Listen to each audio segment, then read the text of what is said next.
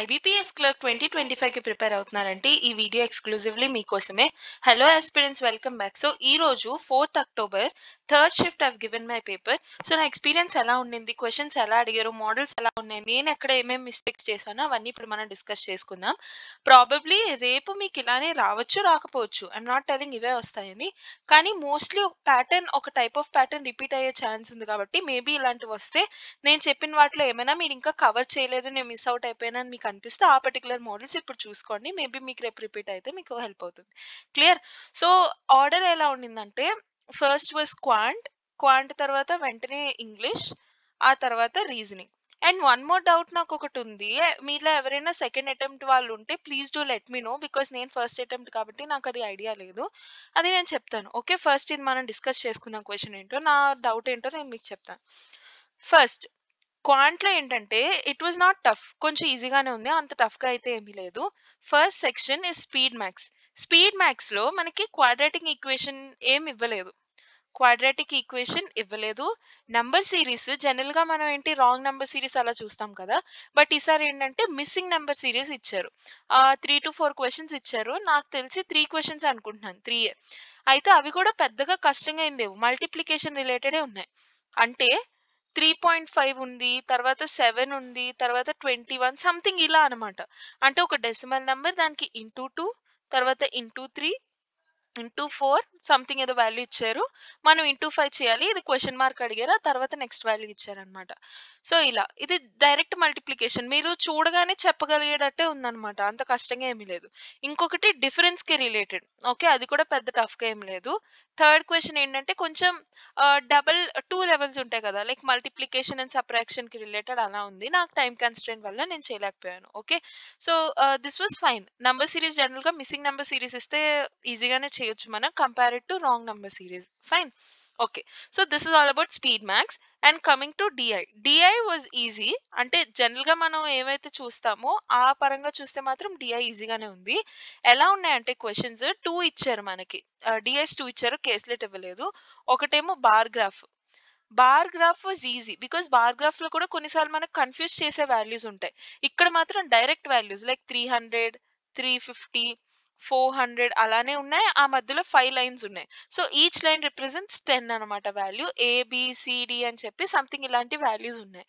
మనల్ని క్వశ్చన్స్ మరి paragraph easy కదా, ఇది ఈజీ కదా, ప్యాసేజ్ ఈజీ కదా, అదే డయాగ్రామ్ ఈజీ కదా, అందుకని చెప్పి మనకి క్వశ్చన్స్ కొంచెం లెంది, అంటే ఓ పెద్ద లెంది అని ఏం కాదు కానీ పర్లేదు. అంటే యావరేజ్ ఆఫ్ ఏబిసిడిఈ అని చెప్పాను కదా, అందులో average of AC and E is what percentage of B and D. First question అయితే కొంచెం క్యాల్కులేటివ్ గా ఉంది, దాని మీద నేను ఎక్కువ టైం స్పెండ్ అంటే లైక్ సగం వరకు వెళ్ళాను. అదేంటంటే ఆ టైం వేస్ట్ అయిపోయింది, అది పూర్తి కూడా అవ్వలేదు, అలా ఉందన్నమాట. అప్రాక్సిమేట్లీ అన్నారు, సో క్యాన్సిలేషన్స్ దగ్గర కొంచెం ఇబ్బంది అయింది. నా సజెషన్ ఏంటంటే ఇది ఎలానో డిఐ అక్కడే ఉంటది, అదేం పెద్ద ప్రాబ్లం కాదు. డిఐ ఇచ్చినా సరే ఎప్పుడైనా సింపుల్ గా ఉందనుకో, అంటే మీరు ఆ క్వశ్చన్, నేను అంటుంది డిఐ సింపుల్ కాదు, క్వశ్చన్ సింపుల్ గా ఉందనుకో సాల్వ్ చేయండి. డిఐ సింపుల్ గా ఉంటే క్వశ్చన్ కొంచెం యావరేజ్ ఇస్ వాట్ పర్సెంటేజ్ అన్నప్పుడు ఆ వాట్ పర్సెంటేజ్ కొంచెం క్యాల్కులేటివ్ మీకు ఇబ్బందిగా అనిపిస్తుంది అంటే అయ్యో ఇంత ఈజీ క్వశ్చన్ కదా అని చేస్తూ ఉండకండి, నెక్స్ట్ కు వెళ్ళిపోండి. బికాస్ మీకు టైం తక్కువ, క్వశ్చన్స్ ఎక్కువ ఉన్నాయి అక్కడ. ఓకే, సో మీరు టైం అలా స్పెండ్ చేసేస్తే అక్కడ టైం వేస్ట్ అవుతుంది. ఫైన్. సో అలా average of B and C is what percent of that one, తర్వాత find the average of A C and E అని, ఇంకా అలానే average of so and so, ratio of that and this అలానే ఉన్నాయన్నమాట. పెద్ద కష్టంగా ఏమీ లేవు, జస్ట్ మన స్పీడ్ గా చేస్తే సరిపోతుంది అంతే. ఓకే, సెకండ్ ఏంటంటే డేటా టేబుల్ ఇచ్చారు మనకి. ఓకే, టేబుల్ ఎలా అంటే ఏబిసిడి అని ఉన్నారనుకో, 4 or 5 నాకు గుర్తులేదు, బట్ ఎనీవేస్ వాటికి 2 డేటా ఇచ్చారు. హెచ్హెచ్వివి సంథింగ్ ఏదో, ఇంకోటి ఏదో వివి సంథింగ్. సో నేను దీన్ని హెచ్ అన్నట్టు, దీన్ని వి అన్నట్టు మైండ్ లో అలా చదువుకున్నా. ఓకే, సో అలా రిమైనింగ్ నాకు గుర్తులేదు. ఇక్కడ డైరెక్ట్ గా వాల్యూస్ ఇచ్చేసారు. అంటే కొన్నిసార్లు ఎలా ఇస్తారు, ఇక్కడ 1120, ఇక్కడ క్వశ్చన్ మార్క్ ఇస్తారు, టోటల్ వాల్యూ సంథింగ్ అని ఇస్తారు. ఇక్కడ అలా ఏమీ లేదు, మొత్తం డేటా అంతా ఫుల్ గానే ఉంది. మనం డేటాలో ఏమి సాల్వ్ చేయాల్సినట్టయితే లేదు. కాకపోతే క్వశ్చన్ లో కొంచెం ఎలా అంటే V of A plus V of B, ఆ రెండు యాడ్ చేస్తే is what percentage of H of C, H లో డి. అది ఎలా అంటే మనకి క్వెషన్ చదివి దాన్ని ప్రాసెస్ చేసుకొని చేసేసరికి కొంచెం అక్కడ క్వెషన్ చూడాలి. మళ్ళీ ఇక్కడ డేటాలో క్వెషన్ చూడాలి డేటాలో. మళ్ళీ వీలో ఏ అడిగారు, హెచ్‌లో డి అడిగారు. అలా కొంచెం అటు ఇటు తిప్పారనమాట. అక్కడ కొంచెం మీకు టైం దగ్గరే ప్రాబ్లమ్ వస్తది. కానీ సబ్ట్రాక్షన్, అడిషన్ దగ్గర మాత్రం ప్రాబ్లమ్ రాదు. అంటే కాలిక్యులేషన్ దగ్గర ప్రాబ్లమ్ రాదు. అలానే ఉంది. ఓకే. ఫైన్. సో అది కూడా సేమ్ అంతే. యావరేజెస్‌కి, ఎడిషన్‌కి, సబ్ట్రాక్షన్‌కి, రేషియోకి వాటికి సంబంధించినవే బేసిక్ క్వెషన్స్. అంటే మీరు చూసుకొని చేయడమే ప్రాబ్లమ్ కానీ సాల్వ్ చేయడం పెద్దగా ప్రాబ్లమ్ ఏం రాదు. So that is all about DI and speed maths. Okay. Coming to arithmetic. Arithmetic I would say స్పీడ్‌గా మీరు చేయగలరు. మీరు బాగా ప్రాక్టీస్ చేశారు. అంటే మీరు ఇప్పుడిప్పుడే బిగినర్స్ అయ్యుండి నేర్చుకున్నారనుకో. అరిథమెటిక్ మీకు కొంచెం సాల్వ్ అవ్వట్లేదు అని అంటే దాని మీద కూర్చోకండి. ఓకే. లేదు మీకు కొంచెం బాగా ప్రాక్టీస్ ఉంది. Maybe this is your second attempt or something and మీకు బాగా గ్రిప్ ఉంది దాని మీద అని అనుకున్నారనుకో. అలాంటప్పుడు సాల్వ్ చేయండి. బికాజ్ మీకు ఐడియా ఉంటుంది కాబట్టి. బికాజ్ నేను చేసిన మిస్టేక్ ఏంటంటే ఫస్ట్, సెకండ్ ఆ దగ్గరలో క్వెషన్స్‌లో ఒక క్వెషన్ నాకు తెలిసిందే. నేను చేసిన టాపికే. నాకు గుర్తు రావట్లేదు అదేంటో. ఐ థింక్ ఏజెస్‌కి రిలేటెడ్ క్వెషన్. అది నేను చేస్తూ ఉండిపోయాను. ఎలా అంటే నాకొచ్చు కదా! Ages I'm good enough. Okay. So, ఆ పాయింట్ ఆఫ్ వ్యూలో ఏజెస్ నాకొచ్చు కదా! అని చెప్పి చేస్తూ ఉన్నాను. తర్వాత అది చేస్తున్నాను. అది సరిగ్గా ఆన్సర్ రావట్లేదు. వచ్చిన ఆన్సర్ అందులో ఉండట్లేదు. నేను ఎక్కడెక్కడో మిస్టేక్ చేస్తున్నాను. క్వెషన్ అర్థం చేసుకోవడంలో తప్పుంది. టైం చూస్తే 18:04. 2 మినిట్స్ స్పేర్ చేశాను దానికి. దానికి కూడా ఆన్సర్ లేదు. మరి నేనింకా పోనీ ఏమన్నా కొన్ని క్వెషన్స్ చూసానా అంటే అదే ఇంకా ఫస్టో, సెకండో క్వెషన్. ఇప్పుడెలా అని చెప్పి ఇంక దాన్ని వదిలేసాను. అలా మీరు కూడా లైక్ నేనిక్కడ 2 మినిట్స్ వేస్ట్ చేశాను గదా! మీరు అంతవరకు కూడా వెళ్ళకుండా ఫ్యూ సెకండ్స్ చూసి ఇంక రావట్లేదంటే మార్క్ ఫర్ రివిజన్ నెక్స్ట్‌కి వెళ్ళిపోతూ ఉండండి. అండ్ ఆ కంగారులో ఏంటంటే వచ్చినవే అంటే ప ఏంటది పార్ట్నర్‌షిప్ అని అలాంటి సింపుల్ సింపుల్ క్వెషన్స్ వచ్చినవే అవి గూడా. కానీ ఆ కంగారులో అసలు క్వెషన్ ప్రాసెస్ అవ్వడానికే మనకి అర్థం కాదనమాట. ఆ హీట్ ఆఫ్ ద మొమెంట్. రెండోది ఆ మౌస్ కూడా అప్పటి వరకు బానే పనిచేస్తది. ఎగ్జామ్ స్టార్ట్ అయినప్పుడు మాత్రం బ బఫర్ అవుతూ ఉంటది. అటు ఇటు అవుతుంది. ఇలాంటి చాలా కన్‌స్ట్రెయింట్స్ ఉంటాయి. So, one suggestion I want to give is mock test రాస్తూ ఉండండి ఇంట్లో. సో దట్ మీకు ఆ ఇది అలవాటవుతుంది ఎన్వైర్న్‌మెంట్. నేను మాక్ టెస్ట్ రాసాను. బట్ ఎనీవేస్ ఆ టైంలో ఇంకా కొంచెం ఇదిగా అనిపించింది. కొంచెం కంగారుగా ఎందుకో అర్థం కాలేదు. అంటే భయమా అంటే భయం కూడా కాదు. కొంచెం కన్‌ఫ్యూజన్‌లా అనిపించింది. సో, మాక్ టెస్ట్ రాయకపోతే మీకింకా ఇబ్బందవ్వచ్చు. అందుకని మాక్ టెస్ట్ రాయండి అని చెప్పడానికి I am telling that. Okay. Fine. So, అరిథమెటిక్‌లో ఏమేమి ఇచ్చారో చెప్తాను. ఏజెస్‌లో ఎలా అంటే పెద్ద కష్టమైన క్వెషన్ అంటే అలా ఏం లేదు. బట్ కొంచెం లాంగ్వేజ్‌తో ఇది చేశారు. లాంగ్వేజ్‌లో ఎలా ఉందంటే ఏ ప్రెజెంట్ ఏజ్ అని అనుకున్నామనుకో. 11 ఇయర్స్ తర్వాత ఏ ఏజ్ ఏమవుతుందో అది ప్రెజెంట్ బి ఏజ్ కన్నా 26 ఇయర్స్ ఎక్కువ. అంటే ఏ ఏజ్ 11 ఇయర్స్ తర్వాత ఏమవుతుంది? ఏ ప్లస్ 11 అవుతుంది. అది బి కన్నా బికి ఇప్పుడు ఎంతుందో దానికన్నా 26 ఎక్కువ. అంటే ఫ్యూ ఇయర్స్ తర్వాత 11 ఇయర్స్ తర్వాత A+11 అయిందా మరి బికి కూడా B+11 అవుతుంది గదా! ఓకే. అప్పట్లో A+26 మరి ఇప్పుడు గూడా 26 ఇలా ఉందన్నమాట. ఓకే. వాళ్ళేమడిగారు ratio of x a and b ఇచ్చారు ఈ టైమ్‌ది కాదు. 11 ఇయర్స్ తర్వాత ఈ టైమ్‌ది రేషియో ఇచ్చారు. ప్రెజెంట్ బిది అడిగారు. అది నేను కొంచెం కన్‌ఫ్యూజ్ అయ్యాను ముందు వెనక వల్ల. మీకు ఐడియా ఉంది అంటే చేయండి. లేదంటే నెక్స్ట్‌కి వెళ్ళిపోండి. ఓకేనా? Second thing is partnership. Partnership ఈజీగానే ఉంది క్వెషన్. ఎలా ఉందంటే ఐ థింక్ 24,000 30,000 సంథింగ్ ఇన్వెస్ట్ చేశారు. వీళ్ళేమో 1 ఇయర్‌కి ఇన్వెస్ట్ చేశారు. వీళ్ళేమో 6 మంత్స్‌కే ఇన్వెస్ట్ చేశారు. సో, వాళ్ళిద్దరిది రేషియో సంథింగ్ ప్రాఫిట్ ఇచ్చి రేషియో అడిగారో లేదంటే మరి ఒక మొత్తం ప్రాఫిట్ ఇచ్చి ఈ పర్సన్‌కి ఎంత చెందుతుందని అడిగారు. బట్ డైరెక్ట్ క్వెషన్ ఏదైనా సరే. అంటే మీరేముంది ఇంటూ 12 చేసి, ఇంటూ 6 చేసి డైరెక్ట్‌గా మీరు రేషియో ఫైండ్ ఔట్ చేసి దాన్ని బట్టి వాళ్ళు ఇచ్చిన ప్రాఫిట్ నాకు తెలిసి ప్రాఫిటే ఇచ్చారు. సమ్ 2080 సంథింగ్ ప్రాఫిట్ అనుకుందాం అనుకో. ఇప్పుడు ఫర్ ఎగ్జాంపుల్ 2:3 వచ్చిందనుకో. అప్పుడు దాని ప్రకారంగా డివైడ్ చేయండి. నాకు తెలిసి ఇదే ఇచ్చారనుకుంటున్నాను. డైరెక్ట్ రేషియో ఏ రేషియోలో డివైడ్ చేయాలి అని అడిగినట్టున్నారని అనుకుంటున్నాను. నాకు తెలిసి ఇదే. బట్ ఇఫ్ ఇన్ కేస్ ఇది ఇచ్చినా సరే పెద్ద డిఫికల్ట్ ఏం లేదు కదా! 3+2 ఎంత 5 డివైడెడ్ బై ఈ పర్సన్‌ది అడిగారనుకో. 3/5 ఇంటూ 2080 అలా చేసుకోవడమే. అంటే మోడల్ చెప్తున్నాను అంతే. ఓకే. తర్వాత ఇంకేముంది కాంపౌండ్ ఇంట్రెస్ట్. కాంపౌండ్ ఇంట్రెస్ట్ కూడా పెద్ద కష్టం ఏం లేదు సింపులే. అమౌంట్ ఏమో 10,000 సంథింగ్ ఉందని అనుకుందాం. లేదు. అమౌంట్ ఇవ్వలేదు మనకి. ఫైన్. 10% రేట్ ఆఫ్ ఇంట్రెస్ట్ గుర్తొచ్చింది. 10% రేట్ ఆఫ్ ఇంట్రెస్ట్ 2 ఇయర్స్‌కి. తర్వాత కాంపౌండ్ ఇంట్రెస్ట్ ఇచ్చారు. అమౌంట్ కాదు ఇంట్రెస్ట్ వాల్యూ ఇచ్చారు. ప్రిన్సిపల్ ఏంటో ఫైండ్ ఔట్ చేయమన్నారు. ఓకే. దీనికి డైరెక్ట్ మెథడ్ ఉంటది.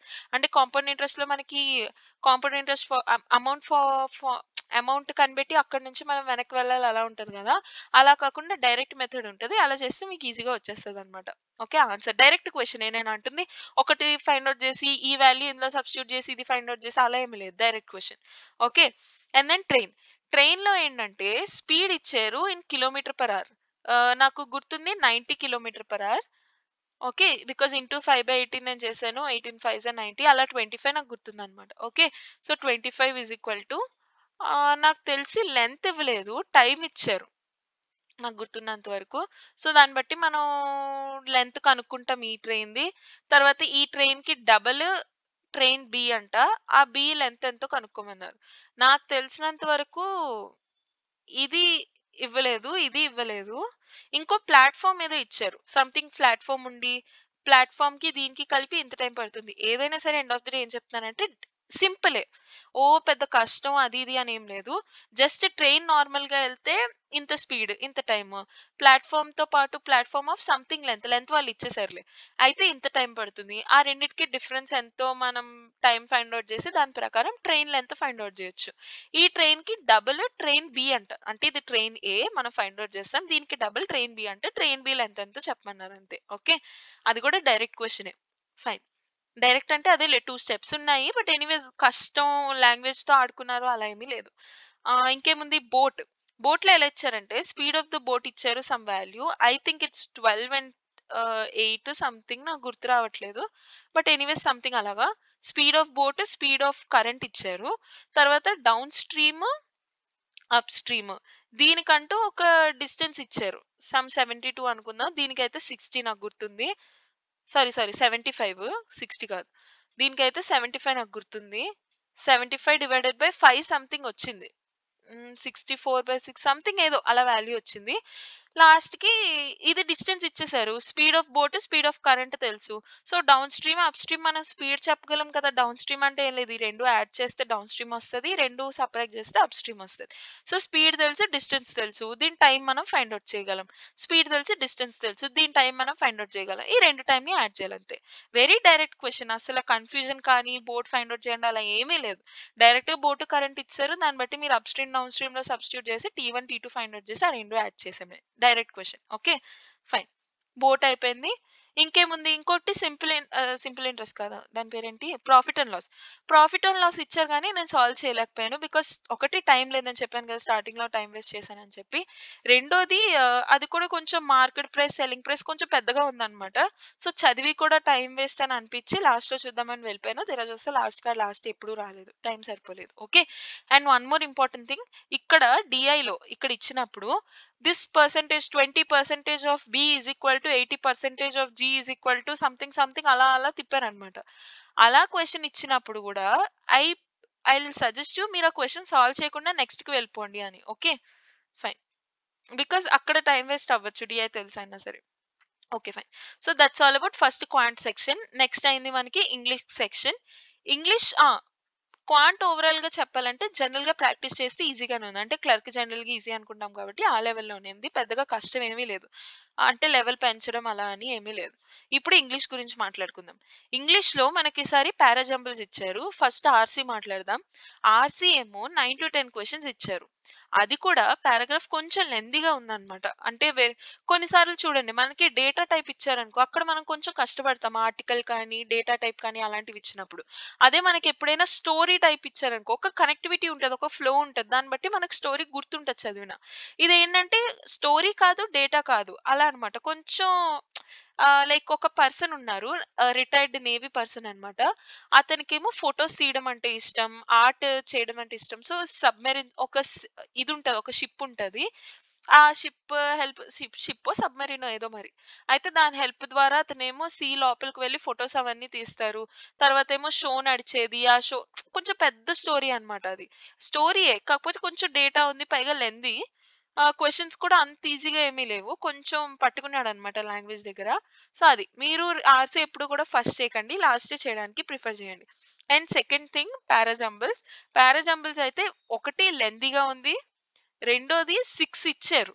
మూడోది మనకి పారాజంబుల్స్ ఇచ్చి ఆప్షన్స్ అక్కడే సిబి, డి, ఏ, ఈ ఇలా ఇచ్చారనుకో.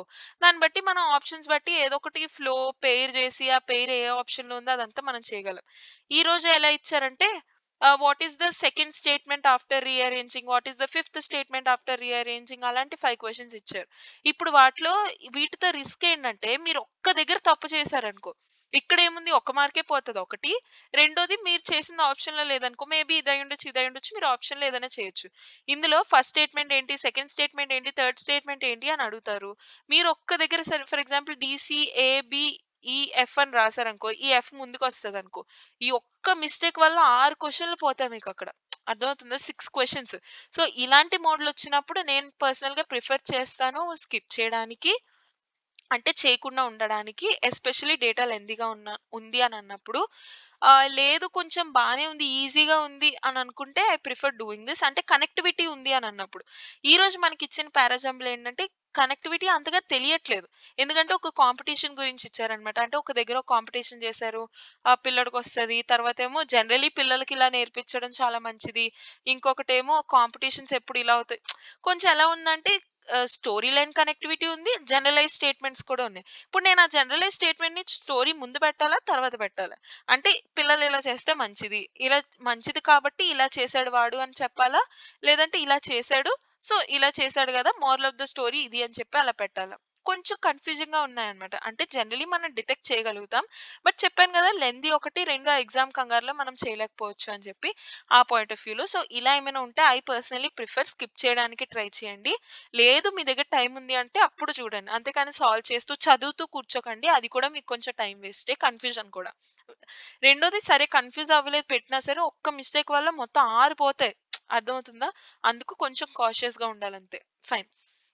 సో, అదనమాట. ఇంకొకటి ఎర్రర్స్ ఎలా ఇచ్చారంటే ఈసారి 4-5 క్వెషన్స్ అలా ఇచ్చారు. ఎలా అంటే స్టేట్మెంట్స్ అన్నమాట. డైరెక్ట్‌గా 5 డిఫరెంట్ స్టేట్మెంట్స్ ఉన్నాయి. వాటిలో ఏ స్టేట్మెంట్‌లో ఎర్రర్ ఉందో మీరది మార్క్ చేయాలి. అది కొన్ని క్వెషన్. అదొక రెండో, మూడో క్వెషన్స్. ఏ స్టేట్మెంట్ కరెక్ట్‌గుంది. అంటే 5లో 4 తప్పు. ఒకటే కరెక్ట్. ఆ కరెక్ట్ మీరు చెప్పాలి. లేదా 5లో ఒకటి తప్పు. మిగతా 4 కరెక్టే. ఆ కరెక్ట్ మీరు చెప్పాలి. అది కూడా కొంచెం లైక్ గ్రామర్ రూల్స్ బాగా చదివి అలాంటి వాళ్ళకే కొంచెం బాగా తెలిసేలా.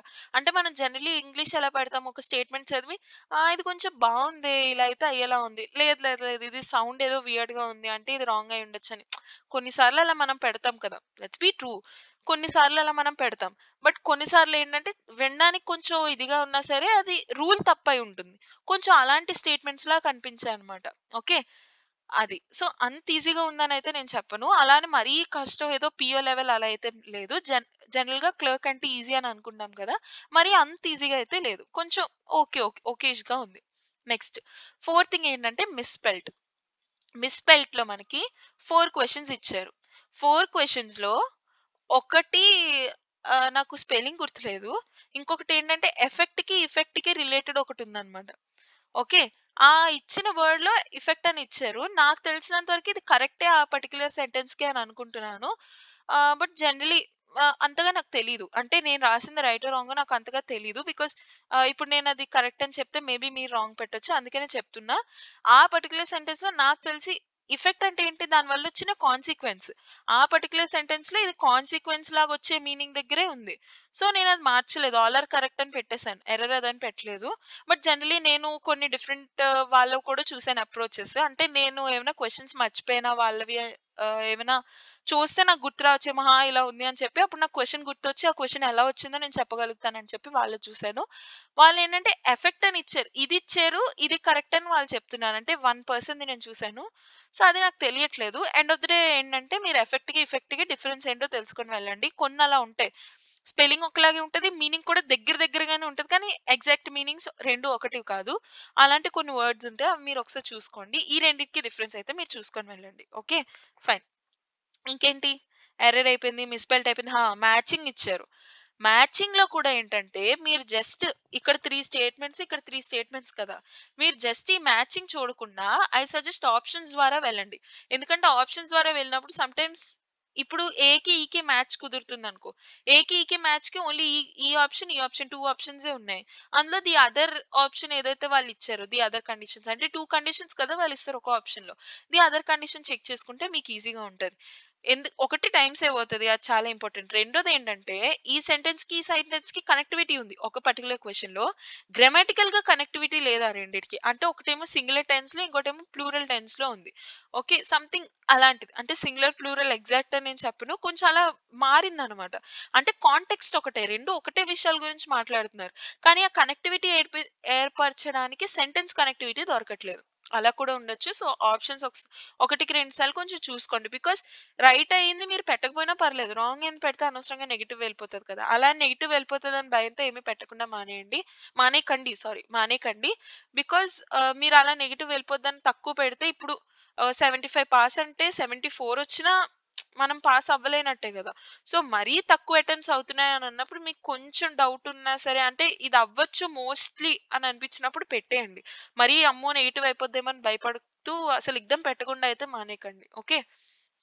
Fine. So, I think that's all. ఇంకొకటి వేర్ హౌస్‌లో వేర్ ఉంటది కదా! దీనికి 3 సెంటెన్సెస్ ఇచ్చారు. ఏ సెంటెన్స్‌లో కరెక్ట్ యూసేజ్ అని అడిగారు. దానికి నాకు ఎగ్జాక్ట్ మీనింగ్ తెలీదు. అంటే దాని మీనింగ్ యూసేజ్ పరంగా అలా తెలుసు కానీ దాన్ని ఎగ్జాక్ట్‌గా ఏమంటారో అది నాకు తెలీదు. అందుకే I didn't prefer doing that. Okay. అలా మీకేమైనా ఉంది మీకు ఎగ్జాక్ట్‌గా తెలీదు అని అనుకుంటే క్వెషన్ చదవకుండా స్కిప్ చేసేయండి. బికాజ్ టైం లేదు అని అనుకున్నప్పుడు టైం ఉంటే మళ్ళీ వచ్చి సాల్వ్ చేయండి. అదేం ప్రాబ్లమ్ లేదు. Okay. Fine. So that's all for English. Let's go to the next one. Yeah. Coming to the reasoning. Reasoning was fine అబ్బా. మరి ఓవరాల్‌గా ఇంగ్లీష్ గురించి చెప్పాలంటే ఇంగ్లీష్ వాస్ మోడరేట్. ఈజీగా అయితే అసల లేదు. English was moderate. Moderate to కొంచెం టఫ్. మోడరేట్ టఫ్ దగ్గరలో చెప్పొచ్చు. లేదంటే మోడరేట్ అనొచ్చు. మరీ టఫ్ కాదులే. ఓకే. మోడరేట్ అని అనొచ్చు. అలా ఉంది. సో, ఎక్కువ అటెంప్ట్స్ అవ్వలేదు అని కూడా కంగారు పడకండి. బికాజ్ మేబీ కష్టంగా ఉందంటే ఎక్కువ మందికి కూడా కష్టంగా ఉండొచ్చు. సో, కట్ ఆఫ్ ఇంగ్లీష్‌లో కొంచెం తక్కువ ఉండొచ్చు. ఓకే. కంగారు పడకండి ఆ విషయంలో. Fine. Let's coming to reasoning. Reasoning was fine. అంత కష్టంగా అయితే ఏమీ లేదు. ఆహ్, ఇచ్చారు మనకి పజిల్స్ ఇచ్చారు. అండ్ బ్లడ్ రిలేషన్స్ ఇవ్వలేదు. మీకు బ్లడ్ రిలేషన్స్ ఇస్తే మాత్రం ప్రిఫర్ మీరు క్వెషన్ చదవండి. మీరు బాగా స్ట్రాంగ్ ఉన్నారు బ్లడ్ రిలేషన్స్‌లో అంటే క్వెషన్ చదవండి. స్ట్రాంగ్ లేకపోతే చదవకుండి నెక్స్ట్‌కి వెళ్ళిపోండి. అసలు చదవను కూడా చదవద్దు మీరు స్ట్రాంగ్ లేరు అని అనుకుంటే. టైం అయిపోయాక పజిల్స్ అవన్నీ చేసేసరికి టైం పడతది రీజనింగ్‌లో. సో, మీరు స్ట్రాంగ్ లేరు, బాగా చదవలేదు అని అనుకుంటే దాంతో టైం వేస్ట్ చేయకండి. ఎందుకంటే ఈ మధ్య రీజనింగ్‌లో బ్లడ్ రిలేషన్స్ దగ్గర కొంచెం పట్టుకుంటున్నాడన్నమాట. మొన్న ఎస్‌బీఐ ఎగ్జామ్‌లో కూడా కొంచెం కన్‌ఫ్యూజ్ చేసేదొచ్చింది. ఈసారి కూడా కొంచెం అలా టఫ్ ఏదైనా చేస్తే మీకు టైం వేస్ట్ అవ్వచ్చు కాబట్టి రీజనింగ్‌లో టైం చాలా ఇంపార్టెంట్ కాబట్టి బ్లడ్ రిలేషన్స్ మీరు చూడకండి. లేదు మీరు మంచిగా ప్రాక్టీస్ చేశారు అని అనుకుంటే అప్పుడు సెంటెన్సెస్ చదవండి. ఈజీగా ఉంటే సాల్వ్ చేయండి. లేదంటే వెంటనే నెక్స్ట్‌కి వెళ్ళిపోండి. ఎస్‌బీఐలో నేను చేసిన మిస్టేక్ అది. ఎస్‌బీఐ క్లర్క్‌లో ఒకటే క్వెషన్‌లో అలా ఉన్నాను. అక్కడ కొంచెం టైం వేస్ట్ అయిపోయింది. ఆన్సర్ కూడా రాలేదు. అలా అయిపోయిందనమాట. మీకొచ్చినా సరే నెక్స్ట్‌కి వెళ్ళిపోండి. రావట్లేదు ఆ పర్టిక్యులర్ టైంలో అని అనుకుంటే. ఓకే. ఫైన్. బ్లడ్ రిలేషన్స్ ఇవ్వలేదు. తర్వాత ఆల్ఫా న్యూమరిక్ సిరీస్ ఇచ్చారు. 1, 2, 3 ఏ, ఎఫ్, ఈ దాని మీద క్వెషన్స్ వాస్ ఓకే. అంటే ఈజీగానే ఉన్నాయి. అంటే లెఫ్ట్ నుంచి థర్డ్ నంబర్‌కి, రైట్ నుంచి ఈ నంబర్‌కి మధ్యలో ఎన్ని కాన్సనెంట్స్ ఉన్నాయి? How many consonants are there which are preceded and followed by an odd number. అంటే ఇది కాన్సనెంట్ ముందు ఆడ్ నంబర్ తర్వాత ఆడ్ నంబర్. తర్వాత even number from the left and right hand నుంచి సమ్ నంబర్. ఆ మధ్యలో ఎన్ని నంబర్స్ ఉన్నాయి? అంత కన్‌ఫ్యూజింగ్‌గా ఏదో పెద్ద లాజికల్‌గా అలా ఏమి లేదు. నార్మల్‌గానే ఉన్నాయి. ఒక క్వెషన్ నాకు కొంచెం డౌట్ అనిపించింది. ఏంటంటే సంథింగ్ ఉంది like Y, X, 2, 3, 1 A something ఏదో ఉంది. రైట్ నుంచి ఫిఫ్త్ నంబర్ అని అన్నారు. దానికి నేను రైట్ నుంచి ఫిఫ్త్ ఎలిమెంట్ చూస్తే అది నంబరే ఉంది. ఓన్లీ నంబర్స్ పరంగా చూసి రైట్ నుంచి ఫిఫ్త్ నంబర్ అంటే అది ఇంకొక నంబర్ ఉంది. ఈ నంబర్ వేరే. వాళ్ళు యాడ్ చేయమన్నారు. ఇప్పుడు రైట్ నుంచి ఫిఫ్త్ అంటే నేను ఓన్లీ నంబర్స్ పరంగా రైట్ నుంచి ఫిఫ్త్ చూడాలా? లేదంటే రైట్ నుంచి ఫిఫ్త్ ఎలిమెంట్‌లో ఏదుందో అది చూడాలా? నాకది కొంచెం అర్థం కాలేదు. అంత డీటెయిల్డ్‌గా చదివేంత టైం కూడా లేదు ఆ టైంకి. సో, నేను స్కిప్ చేసేసాను. మీకు అలాంటివి ఎగ్జామ్‌లో ఇస్తే మేబీ ఇలాంటి మోడల్స్ ఇవ్వచ్చు కాబట్టి ఒకసారి ఆల్ఫా న్యూమరిక్ సిరీస్ యూట్యూబ్‌లో చూడండి. వాటిలో ఇలాంటి క్వెషన్స్ ఎక్కడైనా మీకు టాకిల్ అయితే వాళ్ళేం చేశారో ఒకసారి చూడండి. ఓకే. నాకు క్వెషన్ కూడా అంతగా గుర్తులేదు. బికాజ్ ఆ పీక్ టైమ్‌లో అలా వెళ్ళిపోవడం వల్ల. ఒకసారి చూస్తే మీకు ఐడియా రావచ్చు. తర్వాత డైరెక్షన్స్. డైరెక్షన్స్ ఇచ్చారు. డైరెక్షన్స్‌లో కొంచెం పెద్ద డయాగ్రామే వచ్చింది. కానీ పెద్ద కష్టం అలా ఏం లేదు. రైట్‌కి తిరిగారు, లెఫ్ట్‌కి వెళ్లారు, నార్త్‌కొచ్చారు, సౌత్‌కొచ్చారు అలానే ఉంది. అది కూడా లైక్ ఓకేష్. కొంచెం పెద్ద డయాగ్రామ్ అంటే 10, 10 లొకేషన్స్ సంథింగ్ ఇచ్చినట్టున్నారు. 9, 10 లొకేషన్స్. బట్ దాని మీద క్వెషన్స్ కూడా 3-4 క్వెషన్స్ వరకు ఇచ్చారు. సో, దీని మీద మనం టైం పెట్టినా 3-4 క్వెషన్స్ సాల్వ్ అవుతున్నాయి కాబట్టి పర్లేదు. బికాజ్ ఈజీ క్వెషనే కాబట్టి. ఓకే. అండ్ దెన్ ఇందులో కూడా ఇంకొకటుంది. లేదు. అది పర్లేదు. మనం డైరెక్ట్‌గా చేసేయొచ్చు. ఫైన్. ఇంకొకటేంటంటే ఫ్లాట్ అండ్ ఫ్లోర్ ఇచ్చారు. నేనది కనీసం చూడలేదు కూడా. బికాజ్ ఫ్లాట్ అండ్ ఫ్లోర్‌లో నేను అంత కాన్ఫిడెంట్ కాదు. లాస్ట్‌లో టైమ్ ఉంటే చూడొచ్చని అనుకున్నాను. బట్ టైమ్ కుదరలేదు. అందుకే చూడలేదు. బట్ ఫ్లాట్ అండ్ ఫ్లోర్ ఇచ్చారు. 4 ఫ్లోర్స్, 2 ఫ్లాట్స్ అని అనుకుంటా. 8 మెంబర్స్ అన్నమాట. Okay. So, flat and floor based ఇంకా మంత్ అండ్ డేట్స్ ఉంటాయి. ఇవి సిమిలర్ మోడల్స్ కదా! మంత్ అండ్ డేట్స్ అయినా అంతే. 4 మంత్స్‌లో 2 డిఫరెంట్ డేట్స్. ఇలాంటి మోడల్స్ మీరు చూసుకోండి. బికాజ్ జనరల్‌గా ఎక్కువగా కనిపిస్తూ ఉంటాయి పేపర్‌లో ఒకటైనా సరే. ఓకే. మీరు కాన్ఫిడెంట్ లేరు అని అనుకుంటే వన్స్ ఒకసారి ప్రాక్టీస్ చేయండి. ఫైన్. తర్వాత ఇంకేమిచ్చారు? స్క్వేర్ ఇచ్చారు. స్క్వేర్‌లో 8 మెంబర్స్ అంట. 8 మెంబర్స్. తర్వాత సెంటర్‌కి చూస్తున్నారు. మధ్యలో ఉన్నవాళ్ళు, కార్నర్‌లో ఉన్నవాళ్ళు బయట వైపు ఉన్నారు సెంటర్‌కి. సో, వాళ్ళని బట్టి అరేంజ్‌మెంట్ చెప్పమన్నారు. నేనే కొంచెం ఇది కాదు నెక్స్ట్ క్వెషన్‌లో. బానే ఉంది. ఇదంత కష్టంగా అయితే ఏమీ లేదు. నెక్స్ట్‌దేంటంటే 8 మెంబర్స్ ఒకరి తర్వాత ఒకరు ఐటెమ్స్ కొన్నారు. లేదంటే కూర్చున్నారు మరి ఏదో ఒకటి. వన్ ఆఫ్టర్ ది అదర్ అన్నమాట. I think sitting. Okay. 2 persons were there between F and A. తర్వాత F is sitting below A. కొంచెం ఇలాంటి క్వెషన్స్ ఉన్నాయన్నమాట 8 మెంబర్స్‌వి. ఇందులో కొంచెం ఈజీనే. ఈజీ కాదని నేను చెప్పట్లేదు. బట్ కొంచెం అటు ఇటు చేయడం వల్ల కన్‌ఫ్యూజ్ అయ్యాను. దానివల్ల కొంచెం టైమ్ వేస్ట్ అయింది. మీకు కూడా అలాంటి సిట్యుయేషన్ ఎదురుపడితే ఒక దగ్గర చేయండి. అంటే ఆర్డర్‌లో చేస్తారు కదా! చేసి మీ దగ్గర కన్‌ఫ్యూజ్ అవుతున్నారు అని అనుకుంటే ఇంకా ఈజీ క్వెషన్స్ ఇంకేమైనా ఉన్నాయా? మీరు మార్క్ ఫర్ లేటర్ చేసినవి ఒకసారి ఆలోచించండి. లేవు ఇంకేం లేవు అని అంటే ఒక 2, 3 మినిట్స్ టైమ్ స్పేర్ చేసి చేసేయండి. బికాజ్ ఒక్క అరేంజ్‌మెంట్ చేయడం వల్ల మీకు 3-4 క్వెషన్స్ వరకు సాల్వ్ అవుతాయి కాబట్టి. లేదు ఆహ్, ర ఇంకా క్వెషన్స్ ఏమీ లేవు. ఇంక ఇవే ఉన్నాయన్నప్పుడు చేయండి. లేదు ఇంకా ఉన్నాయంటే ముందేవి అవి సాల్వ్ చేసుకొని మళ్ళీ వచ్చి ఆ పేజ్‌కొచ్చి ఇవి చేయండి. ఓకే. ఫైన్. సిలాజిజమ్స్ ఇచ్చారు. సిలాజిజమ్స్ వాస్ నాట్ వెరీ ఈజీ. కొంచెం ఈజీ టు మోడరేటే ఉంది. అలాని మరీ మోడరేట్ టు టఫ్ అని కూడా మనం చెప్పలేము. ఈజీ టు మోడరేటే ఉంది. పర్లేదు.